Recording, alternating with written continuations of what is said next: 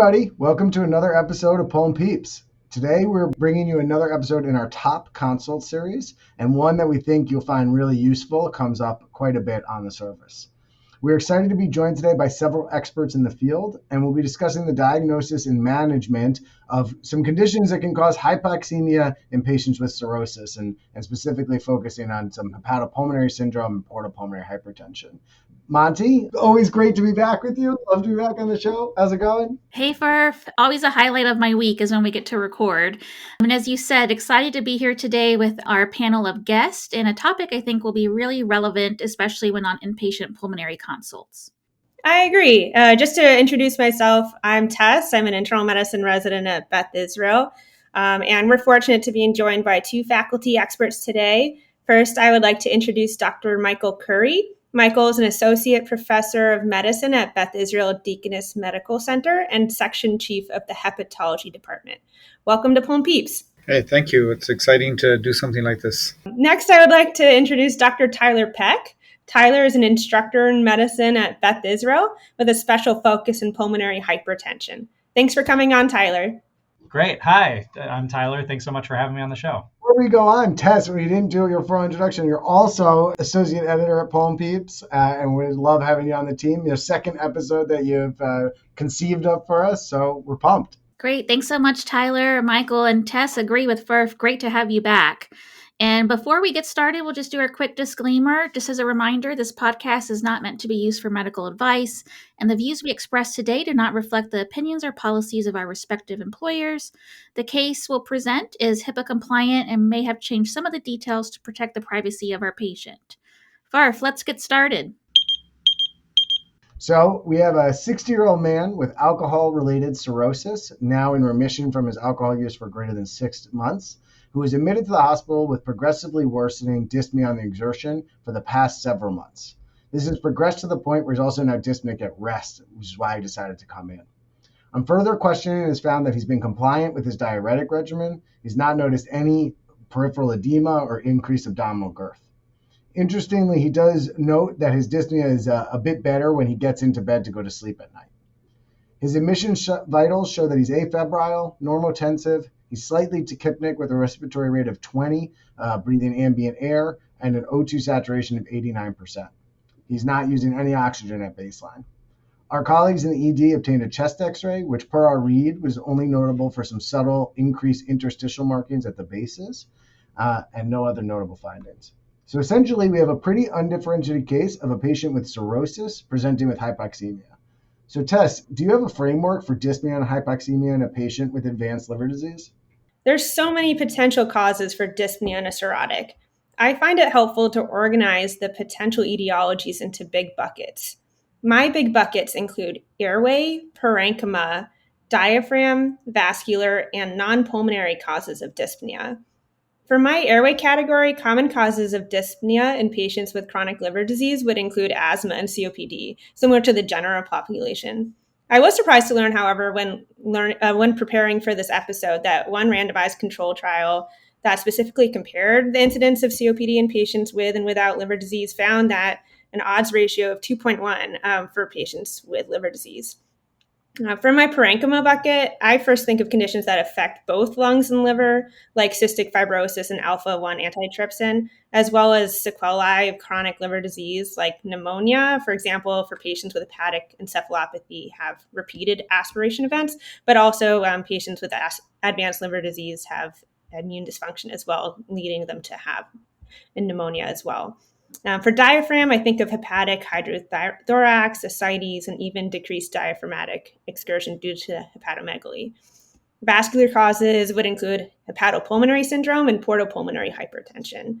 And lastly, non-pulmonary causes would include things like anemia and deconditioning, which we see so frequently in our liver patients, as well as any cardiac etiologies. Awesome, Tess. Thanks so much for providing that framework. And I think that's really great to look at those 5 big buckets. So again, you said airway, parenchyma, diaphragm, vascular, as well as non-pulmonary when approaching a patient such as ours today. And Michael, I know you must see this all the time. I wanted to ask if there's anything else that you would want to add about your approach to hypoxemia in a patient with known cirrhosis? I think Tess has done a wonderful job in breaking this down, and it's really important to sort of think of buckets to put these populations of patients into, because it really brings out other potential causes as you think through the buckets. There's one other situation that I would add to this, and that is in our patients who have immune-mediated liver diseases, such as primary biliary cholangitis, there's a certain percentage of those patients who can have an interstitial lung disease as well. So that's just one other thing to think about in terms of parenchymal liver injury. I see it there under the bucket, but it's also something to think about in those with autoimmune conditions. Oh, that's awesome. I feel like I've had one or two of these really tricky cases of undifferentiated parenchymal lung disease, and then we find out later that they have IBD and PSC, and it's a very interesting diagnosis to get. Thank you for adding that. So I think we have a pretty solid framework. Thanks, Tess. Monty, obviously, you've been on phone consults all the time. What kind of tests do you think we should get to start narrowing this down? Yeah, thanks, Furf. And I think our patient is coming in so undifferentiated. I know in a couple of episodes we said that this is really important, where we try to put on our thinking hats and try to figure out and think of all the etiologies. So I would really start with a broad initial workup. So definitely would include a full set of basic lab work, including a comprehensive panel as well as a CBC. I would get coags as well. And in addition, would get an ABG. Given the unimpressive chest x-ray test that you mentioned, would rule out parenchymal disease and a hydrothorax according to the framework that you provided us, I would definitely consider getting a high-resolution CT as well as a TTE with a bubble study to evaluate for any shunt physiology. Awesome.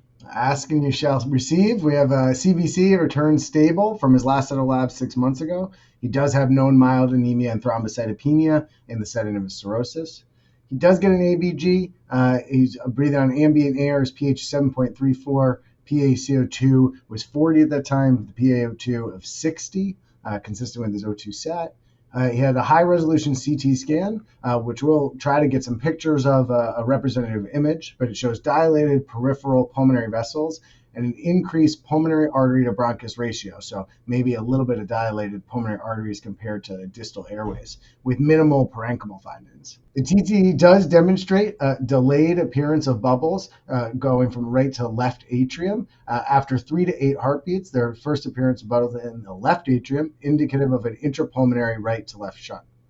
Tyler, I know that you look at echoes all the time because we sit next to each other and you often pull them up and I'm often asking you questions about them. But could you walk us through a bubble study and sort of how do we interpret this appearance of bubbles after 3 to 8 heartbeats? Sure. Yeah, bubble studies performed with echo, which we also call contrast echocardiography, include injection of agitated saline, which creates air microbubbles in the injectate fluid so that the echo enhances, so it shows up in the heart chambers after administration.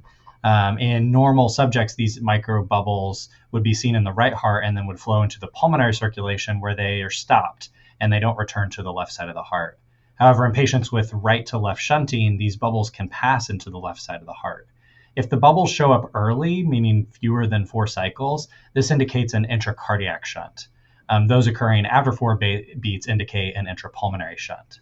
Awesome. Thanks so much, Tyler. And I feel like sometimes I forget, what number do I focus on for intrapulmonary versus intracardiac shunting? But I think your number 4, just remember we have 4 chambers in the heart, could definitely help us differentiate that. So I would say overall we have a 60-year-old gentleman coming in with cirrhosis and hypoxemia and dyspnea are consistent with the intrapulmonary shunt on his echo. Tess, I want to just ask you, what do you think is going on with this patient and how are you framing him? Yeah, all the information we have so far is really helpful.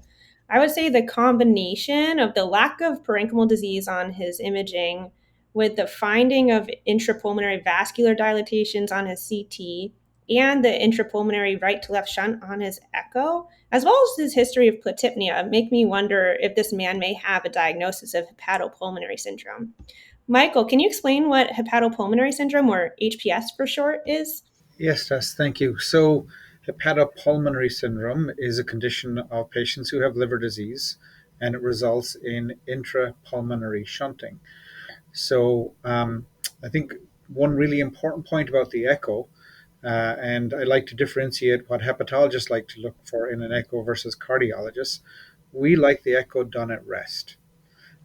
We do not want the cardiologist to do a Valsalva maneuver, because by doing a Valsalva maneuver, you're increasing the intrathoracic pressure, you're increasing your right ventricular pressures, and that might account for some individuals having early shunts. So hepatopulmonary syndrome is typically something that is seen in patients who have portal hypertension.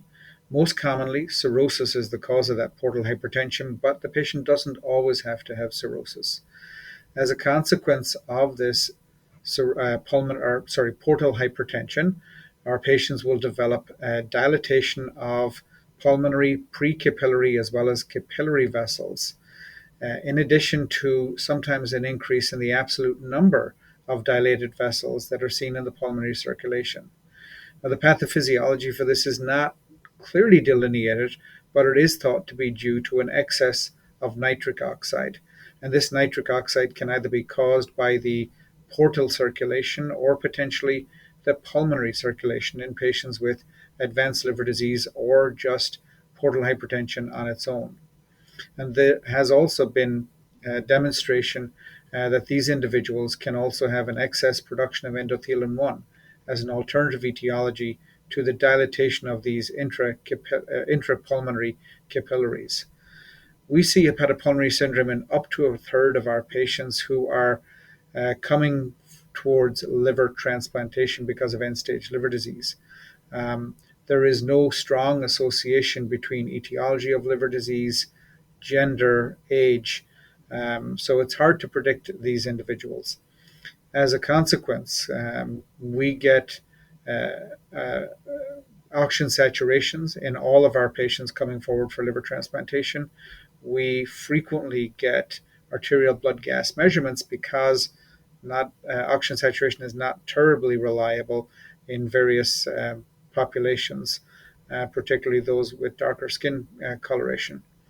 And we will get cardiac echo in all patients, and in a fair percentage of those patients, we will get a bubble study done to try and determine if these patients have hepatopulmonary syndrome.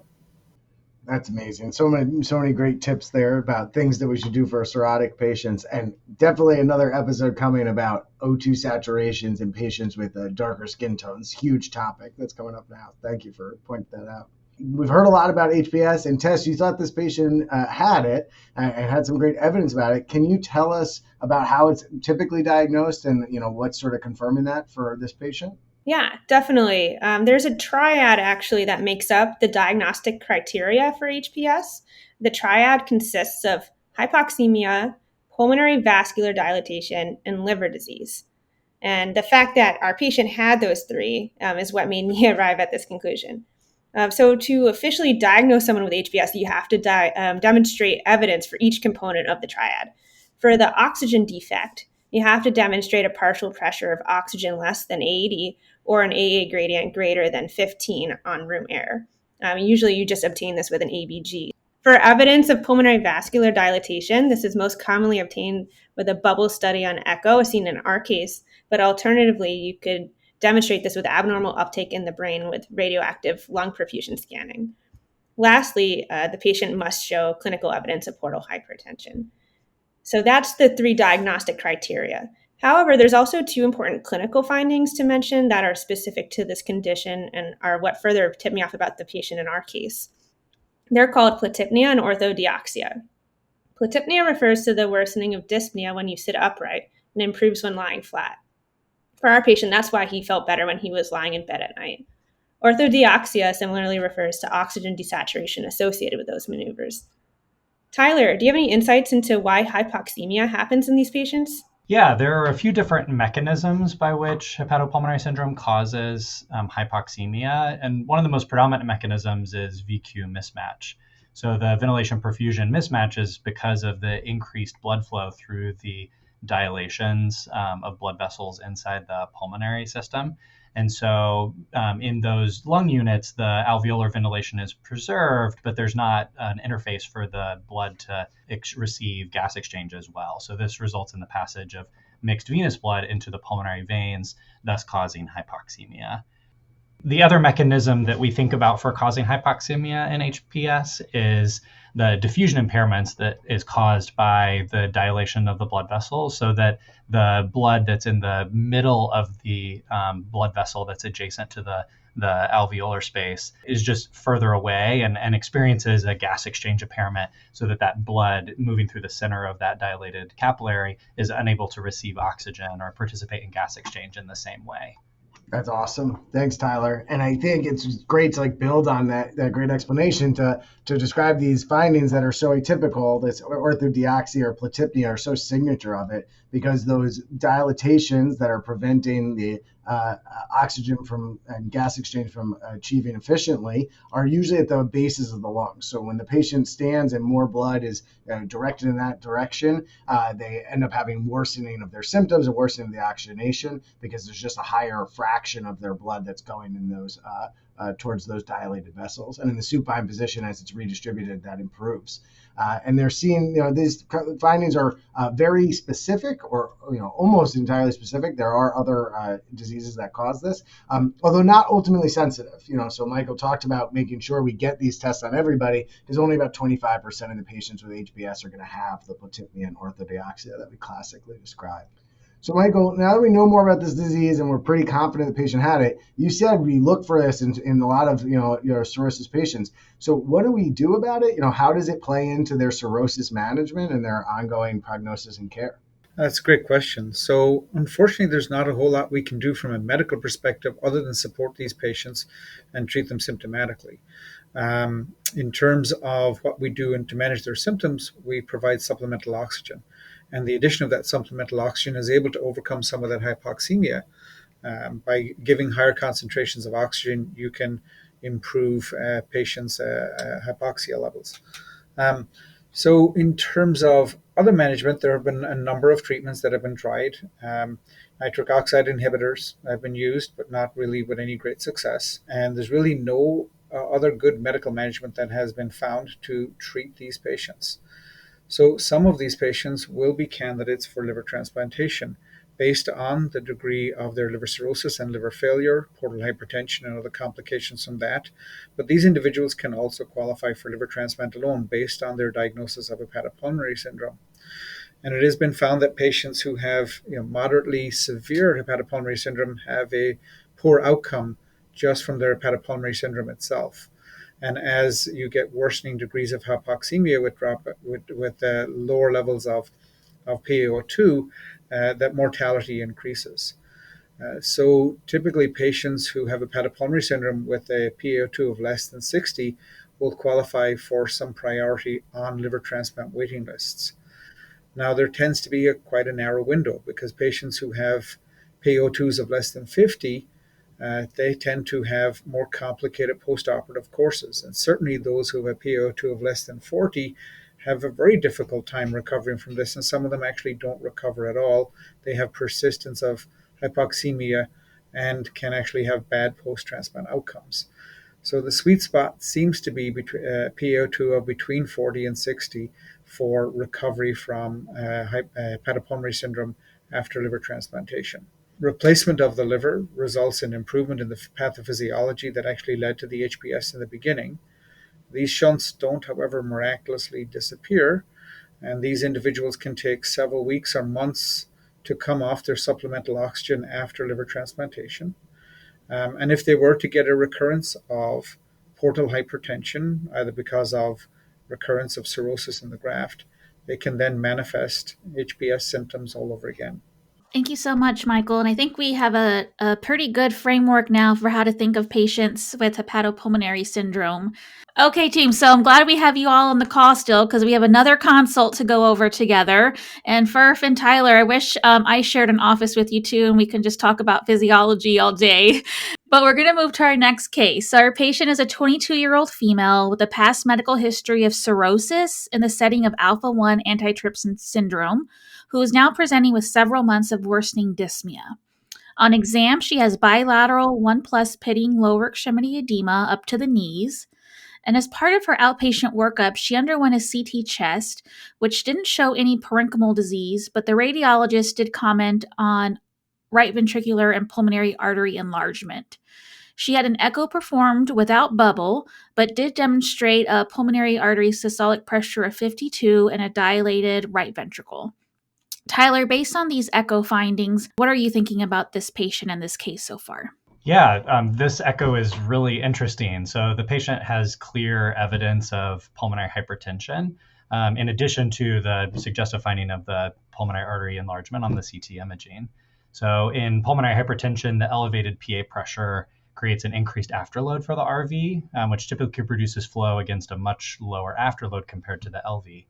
When the pulmonary artery pressure rises, this increased load can lead to the RV dysfunction, which we see in this echo, either dilation, systolic dysfunction, which we read in the echo report as hypokinesis, or both.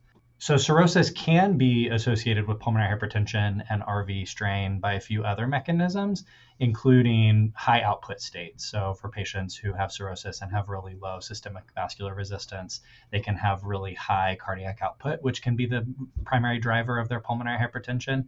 And then these patients also can end up very volume overloaded, which can cause their pulmonary hypertension as well. But the most worrisome cause of pulmonary hypertension in the cirrhotic is portopulmonary hypertension, as we've described. Thanks so much for that. And what symptoms do you most commonly see in portopulmonary hypertension? So a lot of our patients who come to us with portopulmonary hypertension, at least in the early stages, have very few symptoms that are distinguishable from those with cirrhosis and volume overload, such as ascites and peripheral edema. Again, because of the fact that a lot of these individuals don't have symptoms until very late in their condition, most of our patients, at least who come to us for liver transplant evaluation, will undergo echocardiogram at their initial evaluation. And we typically perform echocardiogram on individuals who are on the transplant waiting list yearly, so that we can measure the estimated pulmonary artery systolic pressure and determine which individuals have evidence of pulmonary hypertension. And then they go forward from there with further workup. In patients who present to us with advanced symptoms of portopulmonary hypertension, these individuals will most commonly complain of fatigue. They may sometimes complain of dizziness or lightheadedness. Some of them will have chest pressure, but that typically is only those who have advanced disease, and we want to try and capture patients before they get to that stage. Thank you, Michael. But for our patient who is presenting with dyspnea on exertion as well as lower extremity edema, I think that there may be some concern that she is presenting with portopulmonary hypertension. And Tyler, I know for our first case, Tess mentioned some of the criteria to diagnose hepatopulmonary syndrome, but how would you go about diagnosing portopulmonary hypertension and any specific testing that listeners should be aware of? So portopulmonary hypertension falls firmly in WHO Group 1 pulmonary hypertension. And so similar to other forms of pulmonary arterial hypertension, when the right heart cath demonstrates a mean PA pressure greater than 20 millimeters of mercury at rest, the pulmonary capillary wedge pressure is equal to or less than 15 millimeters at rest, and if the PVR is greater than or equal to 3 Woods units, this is what we consider pulmonary hypertension, which includes a diagnosis of portopulmonary hypertension. For portopulmonary hypertension specifically, we're looking to also exclude alternate causes. Thanks so much, Tyler. Christina and Dave, can you tell us a bit about why portopulmonary hypertension develops? Sure. Thanks, Tess, for the question. And I think this is, I don't know if it's an easier or harder question, but I know that the cause of portopulmonary hypertension is not completely understood, although numerous theories have been thought of. There is an imbalance of vasoconstrictive and vasodilatory mediators.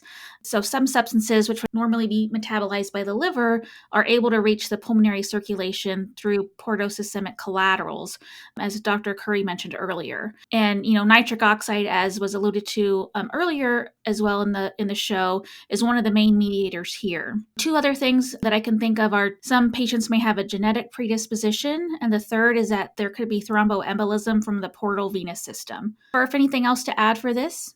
Yeah, I mean, I think that you summed it up well. I think there are two other main drivers that I think of. The first is this sort of hyperdynamic flow through the pulmonary circulation. So, we know that cirrhosis can be a state of high cardiac output, that they can have a low systemic SVR and a dilated sort of splanchnic vasodilation and systemic circulation. And that high output flow going through the pulmonary arteries, it can be theorized, can lead to sort of remodeling and triggers for those pulmonary arteries to start having intimal hyperplasia and the type of signs we see on pulmonary hypertension. This is kind of what happens with people with congenital heart disease. Their blood is just flowing in a loop, and then we end up seeing this happen. I will say that this is a bit controversial because there's a lot of studies in animals that the pulmonary arteries should be able to handle this compliance if the RV and LV output is matched, significantly, which what happens in cirrhosis. And a lot of patients with cirrhosis have high output. They don't all get portopulmonary hypertension. So this mechanism, while it makes some physiologic sense, is not sort of confirmed. And then finally, it wouldn't be like a good diagnostic of what's going on if we just didn't wave our hands and say inflammation. I think that there's some thought that there are inflammatory mediators that reach the pulmonary circulation similar to nitric oxide that happen in the state of cirrhosis. So going to our case, our patient did have a right heart cath, like Tyler suggested he did. In that case, from that right heart cath, they had a PVR around 4.5 Wood units. The wedge was normal at 7. They had a PA pressure of 36, indicating that he did have a portopulmonary hypertension type picture. Also did have a VQ scan that didn't show any evidence of chronic thromboembolic disease that could have been a cause to this, and a broad serologic workup that sort of ruled out other causes. And as we know, even though that she had alpha-1 antitrypsin, she had no parenchymal lung disease or hypoxemia that was thought to sort of drive this. So seemingly like she does have portopulmonary hypertension. Thanks, guys. Something I'm wondering, Michael, is, how does the presence of portopulmonary hypertension influence your thinking about prognostic implications for a cirrhotic patient? That's a great question, Tess.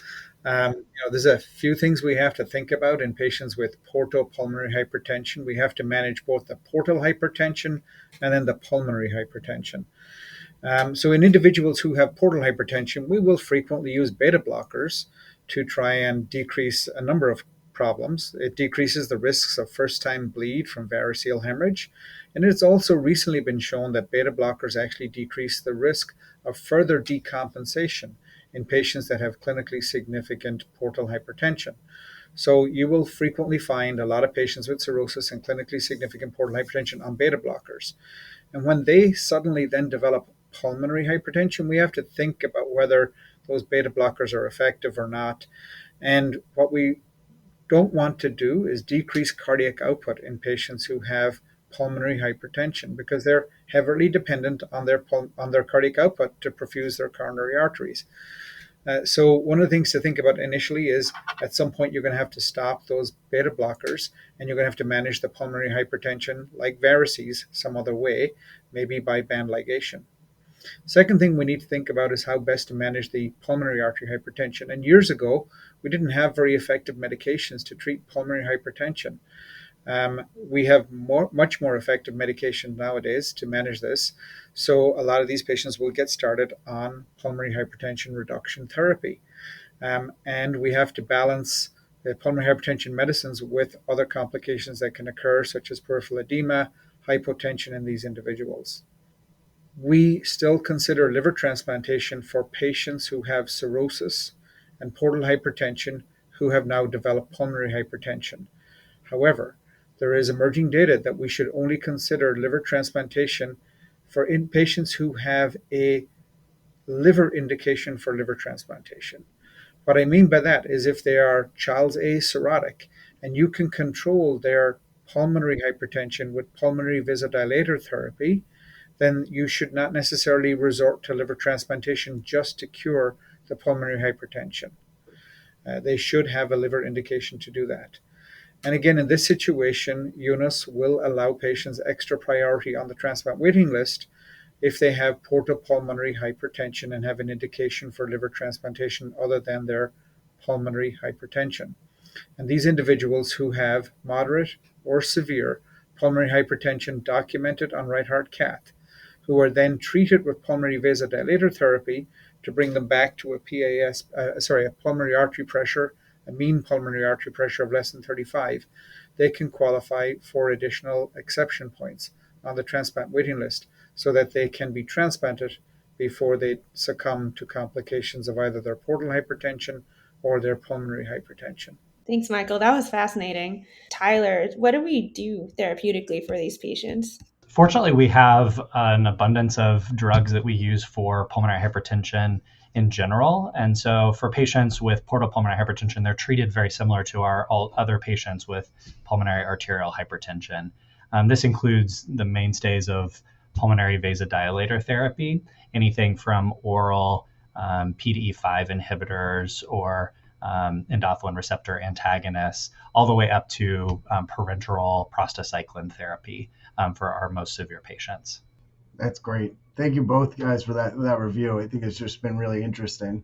One thing that that seems is really interesting is that in some ways these conditions sort of seem like they would be opposite, right? Like, so one is a dilation of the pulmonary circulation, the other is maybe a constriction or high pressure in the pulmonary circulation. And actually, I remember when I learned about this in med school and residency, that's how they were framed. I remember a slide that had the spectrum and it had it on. But Michael, as you said, it's all consequences of portal hypertension that's happening from cirrhosis. And now I feel like that thinking has evolved. And I've certainly seen patients who have this dysfunctional vascular regulation associated with cirrhosis and actually have both conditions, portopulmonary hypertension and hepatopulmonary syndrome. So I'm just curious how you guys think about these now. Do you think of them as just two independent related conditions, just sort of dysregulation? I know we probably still have a lot of work to do in delving into the mechanisms a bit more. That's a wonderful question. I think of these two conditions as being on a spectrum, and the clear hepatopulmonary syndrome being on one end of the spectrum and the clear portopulmonary hypertension being on the other end of the spectrum. And it's kind of like a reverse bell curve. You have high prevalences of HPS in one and high prevalence of portopulmonary hypertension in the other. But in the middle, there's a small percentage of patients that can have both conditions. And why that would occur, I truly don't know. I mean, we have patients who present to us with HPS and later on go on and develop portopulmonary hypertension. And whether that's due to ischemia that occurs because of the shunting, and then intimal hyperplasia that occurs as a consequence of the ischemia, I can't say for certain.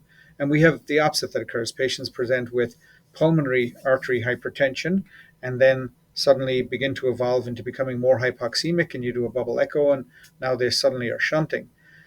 Whether that's, again, some sort of change in the physiology or whether it's due to our use of potent vasodilators that begins to open up, these maybe channels that were pre-existing but not necessarily noticeable in the precapillary and capillary blood vessels, it's really hard to know. I think there's an awful lot we need to learn about the pathophysiology of both of these conditions. And unfortunately, we don't have great animal models to be able to study that in.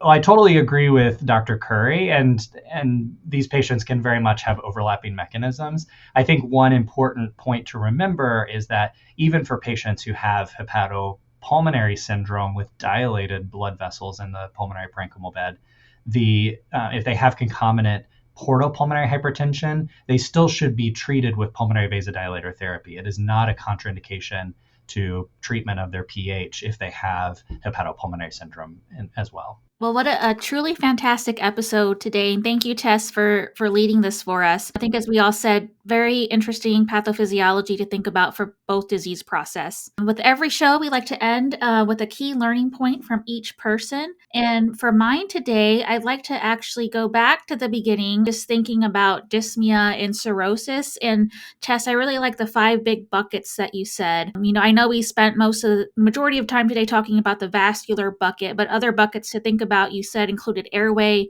parenchyma, diaphragm, as well as non-pulmonary etiologies, and just framing that for every patient that you see with dyspnea in a cirrhotic patient so that nothing is missed. Farf, what about you? What's a takeaway point from today? Yeah, I have so many. I love this. This was great. I think I love that Dr. Curry's point that the bubble study is different than the typical one that we're doing sort of in cardiology. There's no Valsalva. It's at rest is how we're seeing this. I liked thinking about this just at the end, like that there is a spectrum, but we're really thinking of it as a reverse bell curve instead of a line. And then Tyler's point that just because you have hepatopulmonary syndrome, if you also have portopulmonary hypertension, that doesn't, say that you can't get treatment. And in fact, you probably should get treatment. Awesome. What about you? Yeah, I'd say my takeaway, I was really just thinking about all of the awesome pathophysiology behind these two different conditions, just mainly thinking about the mechanisms behind hypoxemia and HPS and how VQ mismatch is the predominant mechanism there. Yeah, there's a really great New England Journal of Medicine review. There's a great figure in there that goes through all the different mechanisms of hypoxemia in HPS, and that really helped me think about the pathophys in that condition. Awesome. And we'll make sure to put the link to the New England Journal article. Cool. What about you? A takeaway from today? Yeah, I think, one of the really important things of all these conditions is you have to have portal hypertension at the basis of all of this. You can't have portopulmonary hypertension without the portal hypertension. You can't have hepatopulmonary syndrome without the portal hypertension. So, that's really important when thinking about those buckets of hypoxemia in a liver patient or a cirrhotic patient. Fantastic. And Tyler, we'll end with you today. What is a takeaway from today's time together? Yeah, I think the biggest takeaway for me is the idea that patients who have portopulmonary hypertension can also fall into a spectrum with hepatopulmonary syndrome as well, and that is not a contraindication to them being treated with pulmonary vasodilator therapy. Also, as we're treating patients with portopulmonary hypertension, we do have to watch out for the overlap with high output states or volume overloaded states in cirrhosis, and as those things can worsen with pulmonary vasodilator therapy. And if I could add something else, just in reply to Tyler's point, the treatment for portopulmonary hypertension has evolved, and while it is still difficult treatment, it has changed the life of a lot of our patients.